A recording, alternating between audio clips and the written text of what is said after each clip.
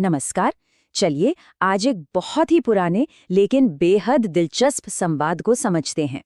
ये संवाद हमारी अपनी भीतरी ऊर्जा और हमारे आसपास की दुनिया के बीच एक बहुत ही गहरे रिश्ते को उजागर करता है। ये एक ऐसी कहानी है जो हमें याद दिलाती है कि हम सब प्रकृति से अलग नहीं हैं, बल्कि उसका एक अंदरूनी हिस्सा हैं। तो ये सब शुरू हुआ एक बहुत ही सीधे लेकिन उतने ही गहरे सवाल से। ध्रुवांश नाम के एक नौजवान शिष्य ने अपने गुरु ऋषि सूत से पूछा कि भला आकाश में दिखने वाले इंद्रधनुष का शरीर के अंदर की ऊर्जा से क्या लेना देना हो सकता है। ये एक ऐसा सवाल है जो शायद हम सबने भी कभी न कभी सोचा होगा, और यही हमारे आज के विश्लेषण की बुनियाद है। और गुरु का जो जवाब था वो सच में हैरान कर देने वाला और बहुत ही शक्तिशाली था।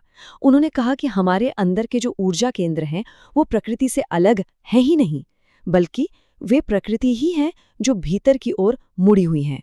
तो आइए इस खूबसूरत रहस्य की परतों को एक-एक करके खोलते हैं। तो सबसे पहले हम उन 7 मुख्य कनेक्शंस को देखेंगे जो हमारे ऊर्जा केंद्रों यानी चक्रों और प्रकृति के अलग-अलग तत्वों के बीच एक आईने की तरह काम करते हैं, और हर एक कनेक्शन एक नया राज खोलेगा। तो हमारी ये यात्रा शुरू होती है हमारे पहले चक्र से, मूलाधार, जो हमारी रीढ़ की हड्डी के ठीक नीचे होता है। इसका सीधा कनेक्शन है पृथ्वी से। ये हमारे वजूद की जड़ है, बिल्कुल वैसे ही जैसे एक पेड़ की जड़ें उसे जमीन से जोड़कर रखती हैं। यही हमें सुरक्षा और स्थिरता का एहसास कराता है। और मजे की बात देखिए, इसका रंग है लाल, बिल्कुल धरती की मिट्टी जैसा।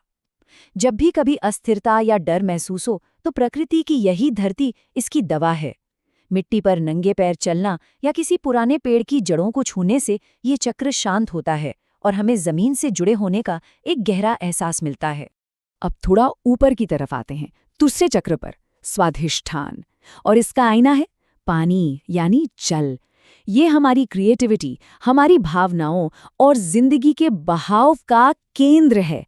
ठीक एक नदी की तरह जो हमेशा बहती रहती है, कभी नहीं रुकती। इसका रंग है नारंगी। सोचिए जैसे किसी नदी के किनारे सूरज की पहली किरण पड़ती है, बिल्कुल वैसा। समुद्र की लहरें, नदियों का बहाव, बारिश की अपनी एक लय, ये सब हमारे अंदर की रचनात्मक ऊर्जा से बात करते हैं। इसीलिए तो पानी के पास बैठने से ये केंद्र शांत होता है और एक नई ऊर्जा महसूस होती है। चलिए अब बात करते हैं हमारे अंदर की आग की, यानी तीसरा चक्र मणिपुर।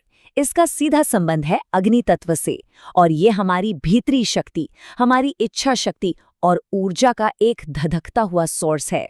इसका रंग है पीला, एकदम सूरज की रोशनी की तरह। कभी महसूस किया है दोपहर की तेज धूप या आग की गर्मी? ये सब हमारे अंदर की शक्ति को जगाती हैं। यही वजह है कि बीमारी के बाद धूप में बैठने से शरीर को एक नई एनर्जी मिलती है।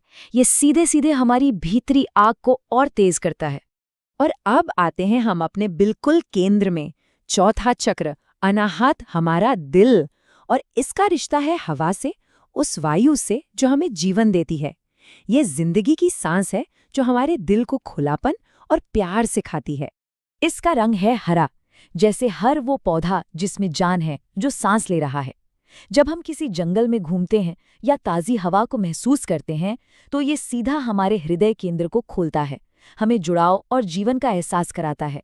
अब आते हैं पांचवें चक्र विशुद्ध पर, जो हमारे गले में है। इसका संबंध है आकाश तत्व से, या कह सकते हैं उस खाली जगह से जिसमें सब कुछ मौजूद है। ये आवाज और हमारी सच्ची अभिव्यक्ति का माध्यम है। इसका रंग है नीला, बिल्कुल खुले आसमान जैसा। आसमान की वो विशालता या आवाज़ों के बीच की जो शांति होती है, ये सब हमारे गले के चक्र पर असर डालती हैं।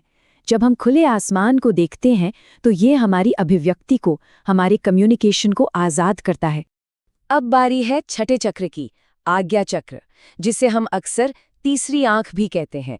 और इसका सीधा कनेक्शन है प्रकाश से, रोशनी से। यही वो प्रकाश है जो हमारे अंदर के बोध और हमारी इंट्यूशन को जगाता है। इसका रंग है इंडिगो, यानी गोधूली का वो गहरा नीला रंग। कभी शांत पानी पर चांद की रोशनी को देखा है, या तूफान के बाद के साफ आसमान को?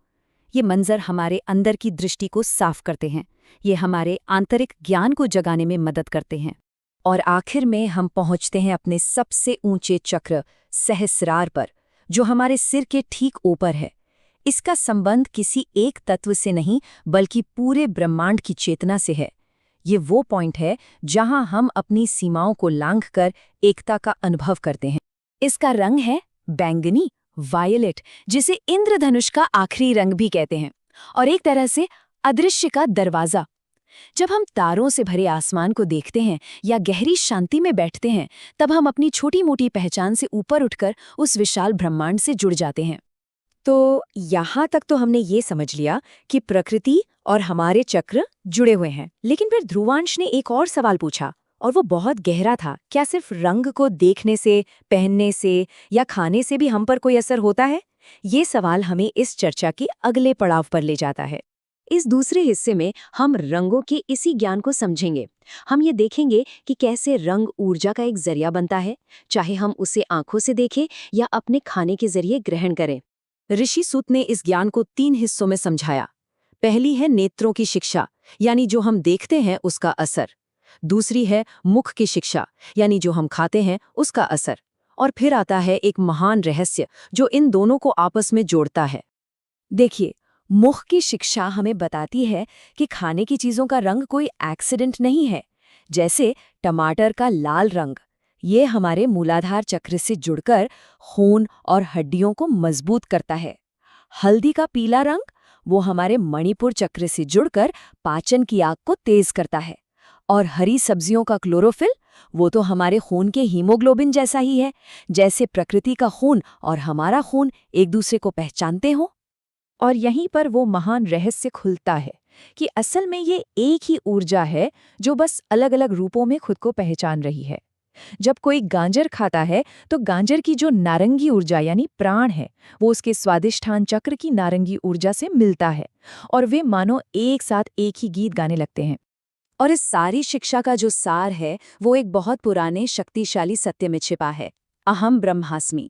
इसका मतलब है मैं ही ब्रह्म हूँ या मैं ही ब्रह्मांड हूँ। ये एक गहरी समझ है कि हम ब्रह्मांड को बाहर से देखने वाले कोई अलग जीव नहीं हैं, बल्कि हम उस महान ब्रह्मांडीय नाटक का एक जरूरी हिस्सा हैं।